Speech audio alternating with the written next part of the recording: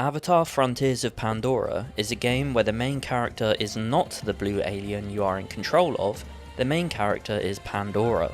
Like some of the recent open world Ubisoft games like Assassin's Creed Valhalla and Far Cry 6, Avatar Frontiers of Pandora has a weak story, weak characters, repetitive gameplay, and a massive map full of far too many collectibles and side activities. Despite that, I would still recommend people play this game, especially if you have watched the Avatar movies and found the world of Pandora interesting.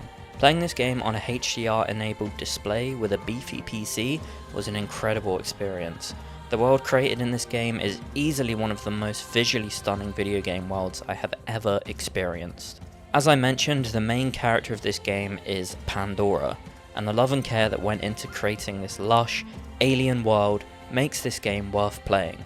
Some of the iconic moments from the first movie are recreated in this game, such as the plants that pop out of the ground as you walk past, and the way the Kinglore forest comes alive with bioluminescent light at night.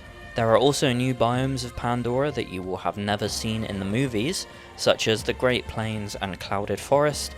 The Great Plains is inspired by the Great Plains of Africa, with long stretches of grassland just asking for you to run, fly, or ride through. Speaking of which, the game allows you to bond with an Iklan, so you get to experience this world from the sky. Traversing this gigantic map on an Ikran is a joyful experience. You can also temporarily mount a horse-like creature, I forget what it's called, but I only ever did this when the story required me to, much preferring to explore this world from the sky.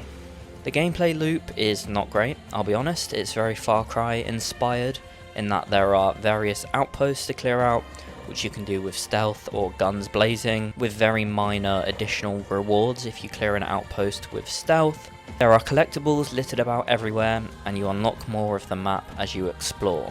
The collectibles in this game come in the form of plants that can power you up, increasing your health, or giving you perk points, or even giving you unique perks.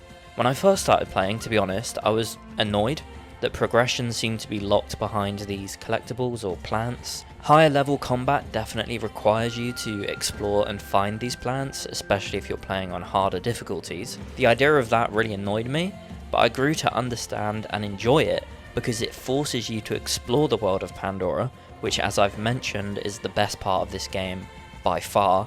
So having the motivation to go out and explore and be rewarded for that exploration turned out to be great. Frontiers of Pandora is a game that does not require brain power, which I love. It's a chill game that doesn't expect too much from you. I often found myself loading up this game when I just wanted something to play while listening to a podcast, or just to turn my brain off and relax. The story is predictable and very much inspired by the themes of the movies, which boil down to humans bad, they're evil colonizers that are polluting and destroying Pandora.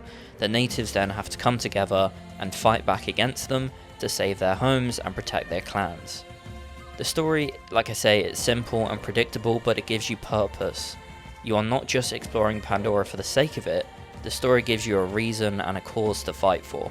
The combat is okay, nothing special. It's very Far Cry inspired gunplay and stealth mechanics. There is also a hacking minigame that you will have to do a lot. I mean a lot. It gets old fast.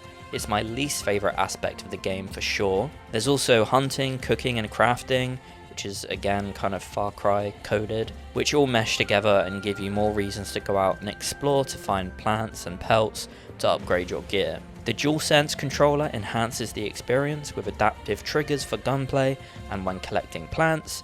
I would recommend using a DualSense controller if you are on PC, and obviously you're going to use one if you're on PS5. If you're on Xbox, I'm sorry. That's about all I have to say about this game. Overall, if you are looking for a relaxing game to play that lets you explore a beautiful and huge open world, but aren't expecting the greatest story or most innovative gameplay, then this game is worth a shot. Thanks for watching. Bye bye.